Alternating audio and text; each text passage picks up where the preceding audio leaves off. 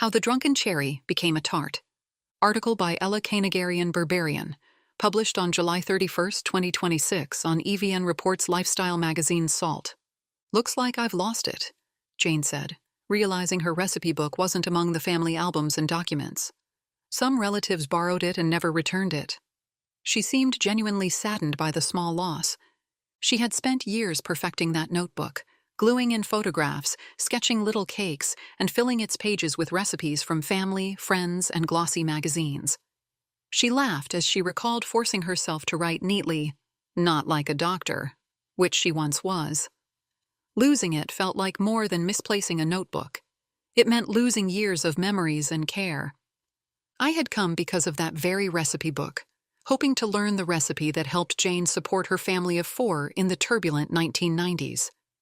The good thing is, the recipe you were looking for, my special Drunken Cherry Tart, is all in my head. Drunken Cherry is a dessert that traveled across Soviet republics under different names and in countless variations. Mostly, it's a rich chocolate cake layered with cherries soaked in brandy, a distant cousin of the German Schwarzwälder Kirschtorte, better known as Black Forest cake. But somewhere along its journey east, this grand layered chocolate cake became something more practical. In Jane's kitchen, shaped by the shortages, power cuts, and scarcity of 1990s Armenia, Drunken Cherry became a tart.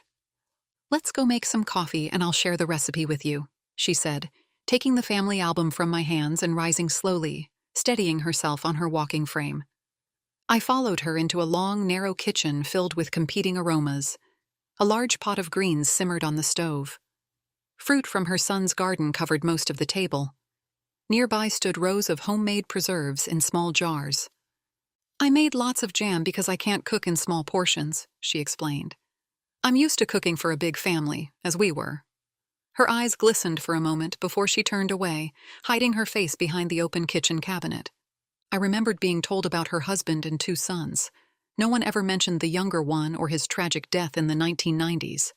Silence seemed to be the way the family protected Jane's peace. When our conversation drifted too close to him, we let it fall away or turned to something else, just like now. "Here are the molds I used for the tart," she said, her tone changing. "This one I bought in Tbilisi. Look, so gorgeous. I'll give it to you.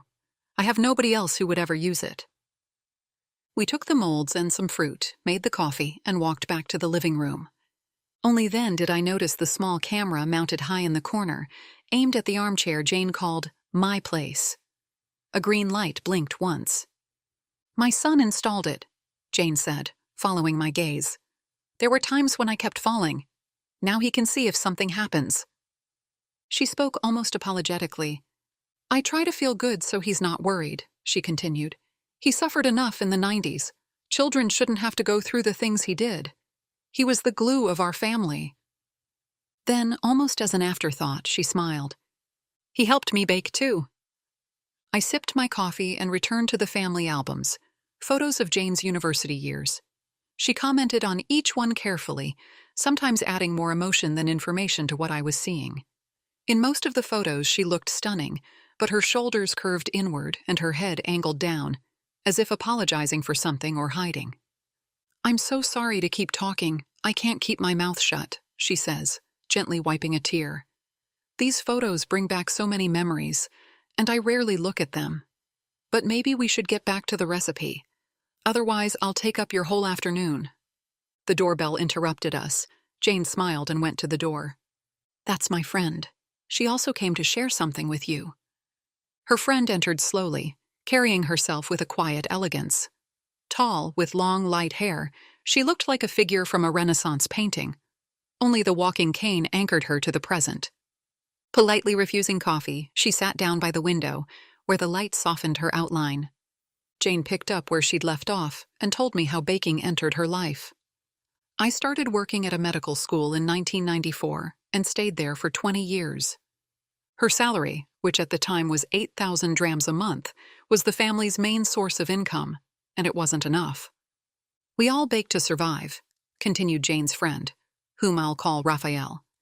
"But it was much more profitable before perestroika. I could spend all night baking and end up with 4 or 5 cakes, selling them for 80 rubles each, a very good price at the time. She paused, noticing me trying to calculate what that meant. It was enough to take the whole family on vacation. My monthly salary was only 100 rubles, she said. Small details like this really capture the strange logic of the Soviet world. The 1990s changed the equation completely, and baking no longer brought in nearly as much money. Still, for many women and many families, it was one of the few ways to survive. There was very little profit and a very high chance the cakes wouldn't sell, Jane said. Raphael nodded. Shops would give your cakes back after a day or two. You'd spent time baking and money on ingredients, plus taxi fare or other transportation. And if you didn't sell anything, you were just giving away the cakes to your friends or neighbors. I remember those unsold cakes appearing in our kitchen, gifts from my mother's friends. They never accepted money, only gratitude, and we ate them with a slight sense of guilt. What I could never understand was how those cakes were made in the first place. The 1990s in Armenia are remembered as the dark and cold years, when electricity was limited to a few unpredictable hours a day, and a full day of power came only if someone in the building died. So how did anyone bake? Oh, that's easy, Jane answered. You had to choose the right recipe. If, for example, you decided to make eclairs, they would definitely go bad. She laughed, recalling that Ada, a baker from Gyumri whom I had interviewed earlier, had come to exactly the same conclusion. No fragile pastries, Jane declared. Some used a kerosene stove, Raphael continued, referring to the smelly oil-burning device that barely illuminated the room. I imagined baking on it took patience. Even making a single crepe could take hours, the women agreed. It was torture to use that thing, Jane said. But there was something else. The magic oven. It could keep food warm for several hours. As Jane described it, I immediately remembered my aunt sending my mother something similar from Moscow. It looked almost unreal. A round gray metal vessel shaped like a UFO, somewhere between a kitchen appliance and a prop from a science fiction film. For us children, it represented another world, one where electricity existed, films were never interrupted, and kitchens could function normally. Meanwhile, I was in this dimension with Jane and her tall friend, who told us she needs to go back home to play with her grandchildren. Soon I was alone again with Jane, the family album, and the work of recovering the missing recipe. The camera in the corner blinked occasionally, a quiet reminder that we were not alone. The recipe. For the tarts, you'll need 4 yolks. For each yolk, add 50 grams of softened butter, a pinch of lemon salt and soda, 1 teaspoon of sugar, and 1½ cups of simple baking flour. Mix the dough well, then refrigerate for at least 30 minutes. Take it out and shape your little tarts. Bake for 25 to 30 minutes at 350 degrees Fahrenheit. For the filling, pit a bowl of cherries, then add a dash of vanilla and 1 tablespoon of sugar.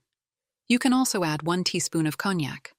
For the topping, Jane first spread a layer of sour cream mixed with vanilla extract and icing sugar.